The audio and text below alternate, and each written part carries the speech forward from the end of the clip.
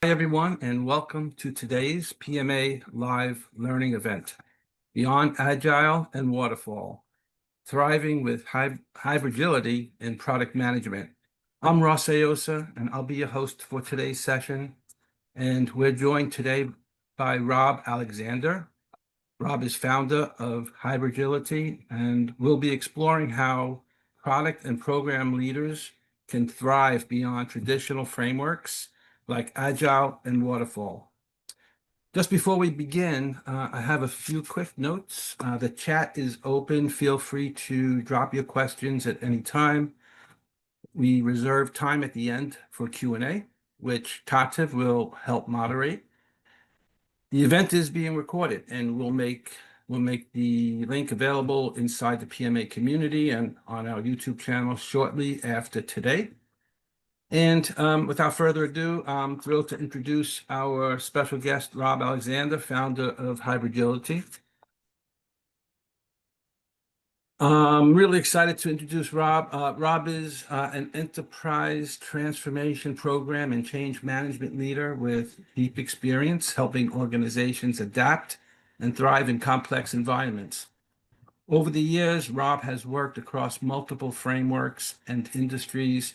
He's guided teams to design strategies that truly align with their culture, structure, and goals. And I think what's most inspiring about Rob's work is his belief that no single framework, Agile, Waterfall, Lean, or otherwise, fits every situation. That philosophy led him to create HybrAGILITY, a context-driven approach that blends the best elements of each methodology to help organizations innovate, deliver value, and stay competitive in today's fast-moving world. So we're thrilled to have you with us, Rob, and welcome to the PMA community. Is there anything that I missed that you'd like to add about yourself before we dive in? No, that was great. Thanks for the kind and thoughtful introduction. Appreciate it. Absolutely. So on today's roadmap, what is HybrAGILITY? When I first met Rob, it was new to me. So we'll hit that first. Then we'll move on to where and when HybrAGILITY is used. And then we'll look into real-world use cases and outcomes. We'll talk a little bit about how it applies to product and program management before we close out today's session. So we don't tend to keep you too long. Hopefully we'll be able to wrap up in 45 minutes. So without further ado, let's get started. So let's start at the beginning. Rob, many of us have worked with Agile and Waterfall environments, sometimes both. And we know the tension that can exist between structure and flexibility. So with HybrAGILITY Framework, it seems to bridge that gap. So can you walk us through, what is HybrAGILITY? What is it really, and what inspired you to create it? Sure. And I'll start with what inspired me to create it. So I've been doing program project management since about 2010, 2011 or so. And I basically really got into Agile because, it made sense. But I also noticed that, we had various frameworks and then various scaled versions of frameworks, and that the intention of each framework was to be a panacea, for all projects, which I quickly came to the conclusion, was, false, But I did discover the value within, the various frameworks within themselves, and discover that the best way to execute any project is to come up with a context-driven solution that can basically borrow from the various frameworks. Or in some case, a framework might actually hit the sweet spot of a project and you can apply it, whole. But that's been more of an anomaly than a regular case. So during the past, 3 or 4 years, I'd been thinking of, creating, I wouldn't even call it a HybrAGILITY a framework, but rather an approach, to focus on how to get, projects or products completed as quickly and cost effectively as possible, as opposed to adopting a firm-wide framework, which, will never work perfectly across the entire portfolio. If you try to take one framework and apply it across the portfolio, some projects might excel, some will do good, some will do mediocre, some will do poorly. So what do you have on average? Mediocrity. Yeah. I've always been, intellectually curious. So I've studied the various, Agile frameworks plus, Six Sigma, culture change, even immersion neuroscience, to see, what drives not just successful implementations, but successful, engagement among employees, which is often, a huge bottleneck, not just, technical factors. So when my last contract ended, in December, I said, I'm finally going to, put something in writing. So I want to be totally transparent. HybrAGILITY is currently not a consultancy or a business. It is just a framework or an approach or whatever you like to call it. But it espouses, context-driven solutions that are focused on both strategy and tactics. By strategy, I mean enterprise agility. In today's hyper-competitive age, there is no more competitive advantage. You have to have a sustainable advantage. You have to be able to turn on a dime, be ready to adapt, and that involves smart tactics. And smart tactics are, quick tactics. And if you try to apply one framework in your organization, you're usually going to fall behind. Case in point, you might have great ideation, and the ideation happens, at point X. But it takes you a year to actually execute the new product or the new feature on top of a pre-existing product. Another company might come up with a similar or same idea in time X plus 2, but it only takes them 6 months to implement it. So what happens in the end? Your competitor beat you to the market by 4 months. Your product still might be solid, but you haven't pioneered it, or your feature might be solid and you haven't pioneered it. You're simply now a competitor. Yeah. Which is, in my mind, kind of like gambling. You had the idea, but you simply couldn't execute it in time because you're beholden to a particular framework.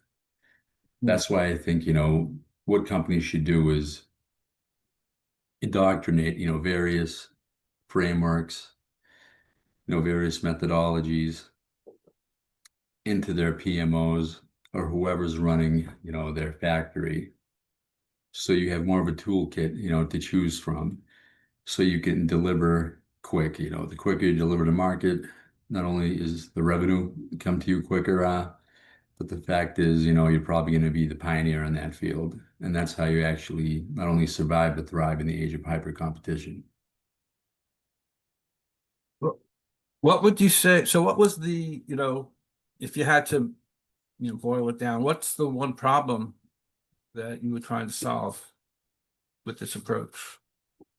The main problem I find is that, most companies aren't product driven, they're PMO driven. There's a lot of red tape, non-value added activities, and a focus on systemization of, one way to deliver that actually takes more money and more time to bring products or services to market. The product management is basically somewhat on the side instead of, driving, strategy. Yeah. In your experience, Rob, what would you say happens when organizations hold on too tightly to one framework instead of, having a more flexible process that they can leverage? Their products usually get beaten, by competitors in the market. For instance, on the strategic level, a lot of companies will do industry analysis and so forth, instead of actually holding client forums comprising, pre-existing clients as well as prospective clients, actually talking to the people whom you serve or whom you wish to serve and finding out what their greatest needs and desires are, and then coming up with a consensus common denominator of functionality that'll satisfy those clients and delivering that, quickly. A lot of companies don't do that. They simply come out with an out-of-the-box product based on industry analysis, as opposed to talking to the CIOs, the CTOs, even the CEOs themselves, and then having to spend a lot of time either configuring or customizing their product, for those, particular clients, which is expensive, takes time, and ultimately not what you want to do if you want to be a pioneer in your field or not fall behind and lose market share. So they're losing out, time to market, it sounds like, by being too rigid. Yeah, speed's the name of the game. And of course, once someone comes up with something, you can come up with something similar and kind of commoditize it by, lowering the price, etc. But no one really wants to be the copycat, they want to be the pioneer in the field. Yeah. And it's very tough to steal market share. Yep, no, I agree. Let's move to the next segment. This is where and when to use HybrAGILITY. So, so that first section gave us a great foundation. Now let's talk about where HybrAGILITY really shines. Every organization operates in a different context. They have different teams, different goals, their constraints are different, and it's not always clear which approach fits best. So, in your experience in developing this and doing your research, what kinds of environments, what challenges make HybrAGILITY the ideal fit? Yeah. Well, first and foremost, I'd say that the key tenet of HybrAGILITY is Scrum based. You want to utilize Scrum. And if you work in a large project, you can scale it however you want. You can do Scrum at scale, you can do large scale Scrum. You can do safe, depending on the level of prescriptiveness the company needs, etc. But ultimately, you really have to be able to marry Waterfall and Agile, because from my experience, I've never come across a company that's been truly Agile, especially larger companies, because they need that level of governance, which basically effectuates into having PMOs and processes and procedures, etc. And the main pain point is actually the financial aspect of the contracts. Most large organizations that, vendors serve, like fixed scope, fixed term, fixed budget contracts. And most vendors like to incorporate Agile. So they come up with contracts that they all often call T&M, time and material, but they're really fixed price. And they never actually calculate ahead of time, can we deliver what we've promised, using Scrum? And one of the key points of, HybrAGILITY is however you want to manage the project, you have to plan it well. And the people that should be estimating the work, shouldn't be sales or a high-level team of, solution architects and product consultants that use some sort of a model based on, past average, delivery times, resource needs, etc. Creating a statement of work and then coming together, with a team that'll execute that work. That simply doesn't work. No. So one of the tools that I've used that I've considered a core of HybrAGILITY is whatever type of contract you're doing, even though the pure agilist would call me, a false prophet, would be to literally plan out every single sprint, estimate as best as you can the effort within every single sprint to make sure that that fixed timeline that's in that statement of work can be met. Now, ideally, you create the team estimates the work before the statement of work is signed. Unfortunately, that doesn't happen. So what I've always been done, when I've kind of been given a model-based, plan and budget, is to quickly validate it by getting together with the team, having them estimate the work and seeing if the work can be done within the requisite number of, sprints. And if it doesn't, quickly escalate that, because bad news, is received better sooner rather than later, and come up with ways to meet that, timeline, whether that be increasing, manpower, uh, adding some sort of, technology that's at hand, or whatnot. But the biggest disconnect in my mind is the fact that we're still working on waterfall contractual terms while believing that, working with Scrum will get us there without actually having a plan to get us there. So HybrAGILITY does have that waterfall concept of, if you're going to make a promise to deliver by X date, you need to be able to measure everything out and make sure it's feasible, have enough manpower behind it, etc. On the flip side, if a company has more of an agile mindset where there is a product owner and you work using, fixed team, fixed price contracts where the product manager has the latitude to simply say, okay, we're going to start with this functionality, then we're going to go with this functionality. And there really is no completion end date. They're just working on an MVP per the product manager, then that doesn't become a problem. So HybrAGILITY can cater to that as well, with more of the focus being on what's the quickest way, to deliver this. Will we use some components of, large scale Scrum, which is very liberal. It basically hedges on the fact that the employees are very mature, communicate very well, need very little oversight, etc. Or if you're working within a very large corporation, you might apply SAFe, but you still want to try to lean it down a little bit because it's so prescriptive. There's usually just as much focus on the red tape within SAFe as there is in the actual delivery. But red tape isn't going to make your customers happy because it's just going to take longer and be more expensive to implement. Yeah.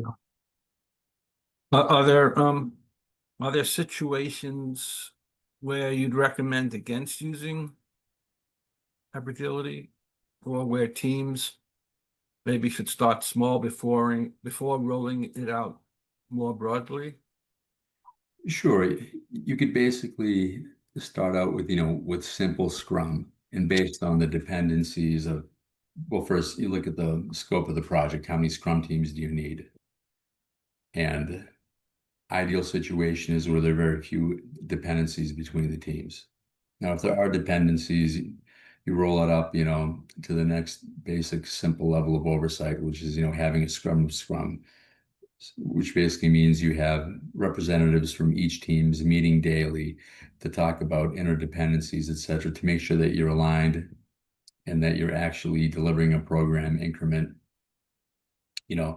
on whatever sprint basis you have, whether that's bi-weekly, tri-weekly, monthly, etc. Yeah, that's how you start from the scratch. But I consider HybrAGILITY to be kind of, to quote Bruce Lee, kind of like water. It's just doing what makes sense, as opposed to, following rigid, PMO-driven procedures and guidelines, which usually add more fat, than muscle, to the delivery engine, for lack of a better term. So it just helps balance. It creates balance. Maybe keeps things fluid. Helps things move along more efficiently. Yeah. And there's also a key focus on change management, but it goes beyond change management, where your employees are simply informed, trained, and able to use the technology. But it goes more into culture management too, because ultimately every corporation worth its salt, should have a vision, a strategy, whether that's, price-based, customer-centric based, or customer perception-based, stronghold-based, if it's a patented in industry or product that they have, etc. And that value should be shared among all folks. And I really believe that, what's really undersold at corporations is, emotional intelligence and its 4 pillars: self-awareness, self-responsibility, social awareness, and then, social, leadership. Because if you don't have those 4 pillars, people won't be fully engaged. They won't, teammates, as well as, your superiors, or the people working for you, or those working laterally with you. They never really get to know one another because they're not aware of themselves and what impact they might have upon others. They're not well aware of others, what makes them tick, to make them communicate better. And it just results in poor leadership, poor engagement. So you might have the talent there, but if people just aren't into it, for lack of a better word, you're never really going to get that precision. I've actually seen a lot of burnout simply because, the wrong frameworks have been used. There's been poor engagement among folks, and people just feel like, bricks in a wall. I truly believe that, a strong culture, is indicative of, a strong business, strong profits, as well as, strong retention, as well as, attracting talent, to your company. Yeah. So let's keep it moving. We learned what HybrAGILITY is. We talked about, when and where we use it.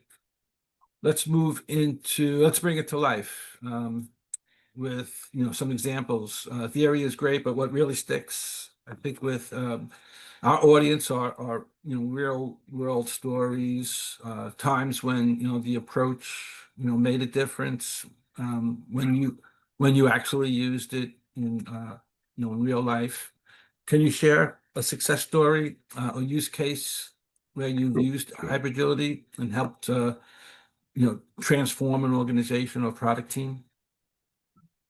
Sure. Yeah. So I'm not going to name the company, and also, preface it with the fact that, at this point, HybrAGILITY didn't exist. It was basically my application of what would become HybrAGILITY. So when I was working for one vendor company that served the insurance industry, once I came off of a large, program, once it was steady and rolling, I was asked to take over another significant but, smaller project that was basically a dumpster fire. It was a dumpster fire because, it was behind schedule, over budget. Plus there's political tension between, the pre-existing PM and the client sponsor.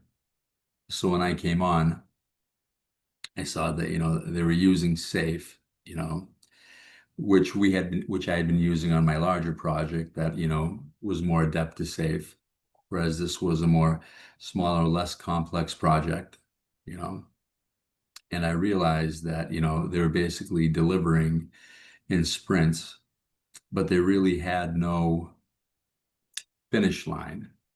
They were basically delivering what they could every sprint while the client wanted to know when they would be done. So I quickly, kind of came in, took control of the JIRA, and I said, all right, we're going to plan the rest of we need to, first of all, rebaseline. But in order to rebaseline, we're going to need to bucket every single thing that we need to do and put it into sprints. I'm also a firm believer in expecting the unexpected. We padded every sprint by 15% and make sure that we groomed or refined, every single feature that wasn't, refined yet. And we came up with a new plan.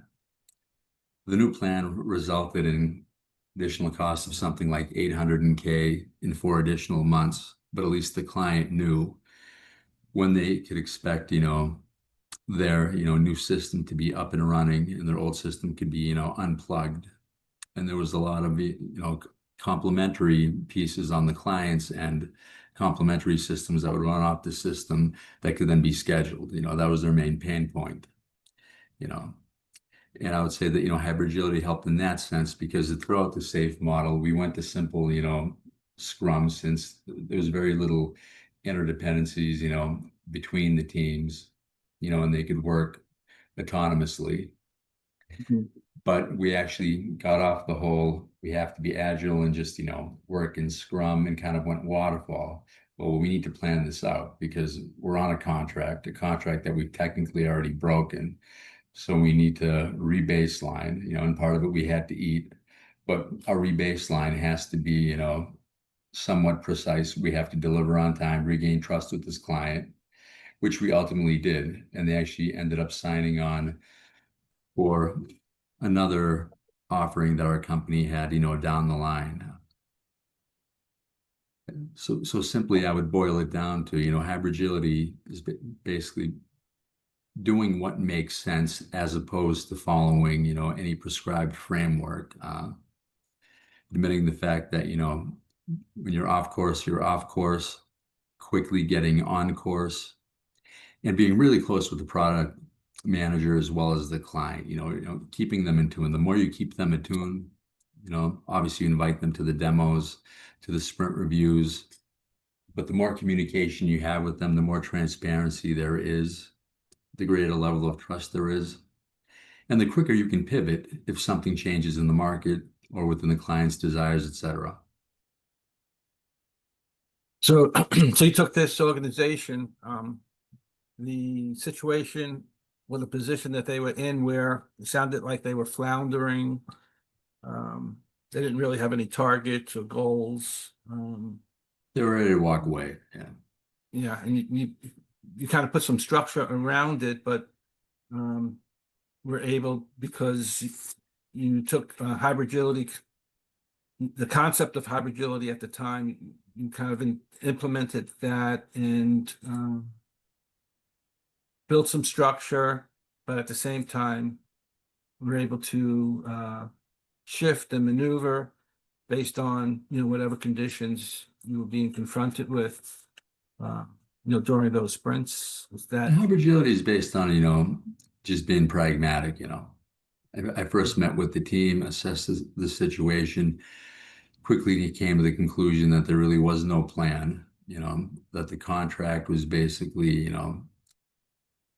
in default. Had the same conversation with the client. They respected, the transparency and the honesty. Told them that we So have what to would be you based. say, Yeah. Rob, what would you say success looked like then in measurable terms to that company? What lessons stood out from the experience that you then took this concept to the next level? Well, first of all, doing a rebaseline, and since we did have fixed scope, it was intended to be fixed scope, fixed price, even though it had to be rebaseline because take one completely failed. Taking the pragmatic approach of saying we can't do this completely agile. We have to take a waterfall process in order to plan and budget this thing. That worked. We measured everything out ahead of time, as opposed to taking the agile approach, which was to, basically refine, develop, and have the product manager basically create and prioritize the backlog, because that's what, the client wanted. They had a set scope. We needed to deliver on that. And that was it, So we kind of broke the agile mold. However, on the second go around, we actually did deliver on time. We actually delivered ahead of time, under budget, and that resulted in more business, from that client. Whereas before I came on, the client was about to walk away, and what's worse than the client walking away is the fact that, CIOs, CTOs, they talk. Word of mouth, can either make you thrive or it can kill you. So we turned a potentially catastrophic situation, into a success. I won't say it was a huge success, as it was, one of many implementations the company was working on, but it saved us from having, egg on our face. Well, let's move to next steps and talk a little bit about career advice. First, I think this has been incredibly insightful. Before we wrap up, so if anybody is interested in learning more about HybrAGILITY, where can they reach you, or what should they do if they want to learn more about it? Well, you can find me on LinkedIn. I think there's two raw. Actually, first of all, let me change this real quick here. I never go by Robert, since I was born. So I go by Rob Alexander with two B's. I think there's two of us on LinkedIn. The other guy's in aeronautics. And y'all know what I look like now, so that shouldn't be a problem. So feel free to connect with me. There's also a HybrAGILITY LinkedIn page. And from that LinkedIn page, you can reach the HybrAGILITY website. Now, I will forewarn you, the website was meant to be one of a business consultancy. It is not a business consultancy as of yet, but more of an approach or a framework. I do plan to add more detail on it, because HybrAGILITY in essence, is based on enterprise agility, and it's constantly changing. I'm going to be adding aspects, of emotional intelligence, on top of the change management there. I'm also going to be adding some immersion neuroscience. As you folks can tell, I'm a very intellectually curious guy. I'm not a complete nerd. I've done the same thing with boxing. I've boxed all my life, studied very different techniques, and to this day, I still alter my techniques, when I spar. I do the same thing with, project management. I believe that there's value in every approach out there, but I don't think there's a single approach, that works for all. So that's why I don't consider HybrAGILITY a framework, more of an approach, where you can either take an approach, take a hybrid of a couple approaches, or just take different tools and facets of various approaches and come up with the ideal context-based solution, just so you can deliver something as quickly as possible, as cost effectively as possible. Most importantly, make your client happy, with high quality. And high quality usually is highly correlated, with speed, because when customers need something, they usually need it now. I agree. So our audience members can find you on LinkedIn. If you have a chance, I know you're a member in the PMA community. You can certainly put your links or your contact information in your profile there. We'll be creating a blog or transcript of this, and we'll be publishing it on our blog page. So there'll be a little bit more exposure where visitors or PMA members can see it and learn more about it that way and see how they can contact you. So let's get into some questions. I have a couple of more questions, but then I'll have Tatev start preparing for the questions that came in from our audience. But before we go there, for someone really from a community perspective, for a member who does want to explore HybrAGILITY, what's the best place to begin? So maybe they've reached out to you, they've looked at your website. Like what steps might they take to kind of start getting their feet wet with it? Yeah. Well, first of all, I'd encourage, folks, I always start, at the high level. I'd encourage folks to get familiar with enterprise agility, which is basically all based on being ready to, transform not only your product, but the way you deliver, on the flip of a dime. It takes time, but the best time to start is now. And then to get familiar, and I don't mean to necessarily get certified in all these different courses, but get familiar with the various frameworks that are out there, specifically scaled frameworks, since a lot of projects nowadays comprise multiple, Agile or Scrum teams, and you can usually get 1 to 15 pages, whether it be on less, which is large scale Scrum, safe, Scrum at scale. And the key thing is to basically think outside of the box. Don't feel beholden to any framework, Don't feel beholden to think that some things in a framework are ridiculous, For instance, I think story points, which are one of the foundational aspects of Agile, are for the birds. The one thing I love about SAFe is the fact that they use capacity-based planning. It's more intuitive. You can align, basically based on people's expertise and their availability, what can be delivered each sprint. That to me is common sense. And I'm a pretty pragmatic, common sense guy from South Boston, That's how we do things, you know. We do what makes sense. We don't get ourselves buried, you know, in the details. Yeah. Okay.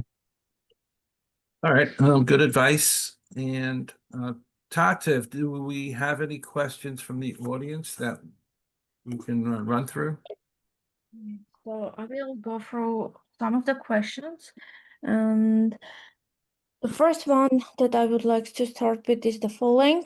In your view, what does true agility look like in practice, and how does HybrAGILITY help organizations achieve it? Okay, let me see if I got that right. What does true agility look like, and how does HybrAGILITY help organizations effectuate it? Did I get that? Yeah, in practice, how it works. Right. Okay. Well, first of all,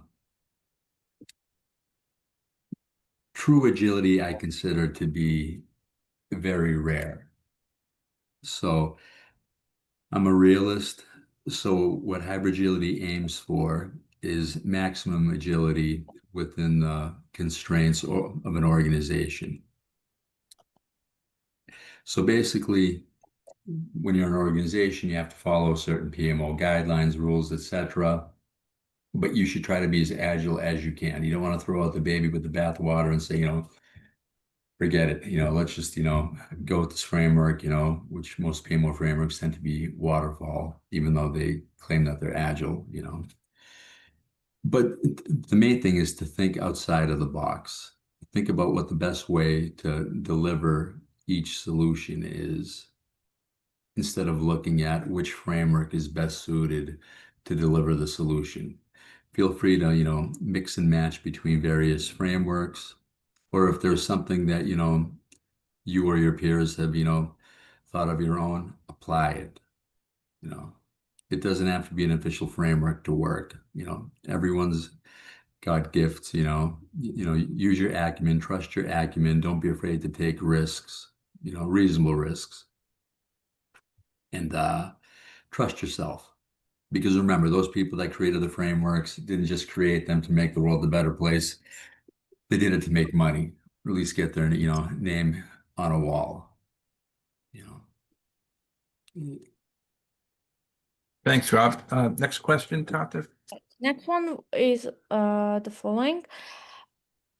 If no single framework works for every situation, how can leaders recognize when it's time to adapt or blend methodologies? Well, first of all, one of the great things about Scrum, which I'm a huge fan of, and I think which underpins HybrAGILITY as well as a lot of frameworks, is it allows you to pivot quickly and to minimize, you know, sunk costs. And the best way is for leadership, you know, or product managers to be closely tied to leadership, you know, to communicate that, you know, the products we've ideated are great, but the delivery mechanism that we're using simply isn't getting us there, you know, fast enough. Great. So the first question, I would like to read this one. What's the most common misconception you encounter about agile transformation, and how does HybrAGILITY challenge that mindset? Would you mind repeating that, please? I'm sorry. What's the most common misconception you encounter about agile transformation, and how your company challenged that mindset? Like how?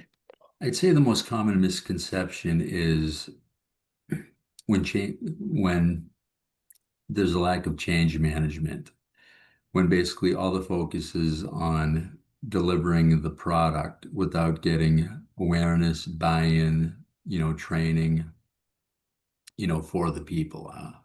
I find that engagement is one of the key bottlenecks, you know, in organizations, you know, as well as, you know, transformations, you know, people, including myself and probably a lot of the folks on this podcast, you know, they're a little reluctant to change because you get into groove as you do something, you know, for months or years, you know, whatever it might be.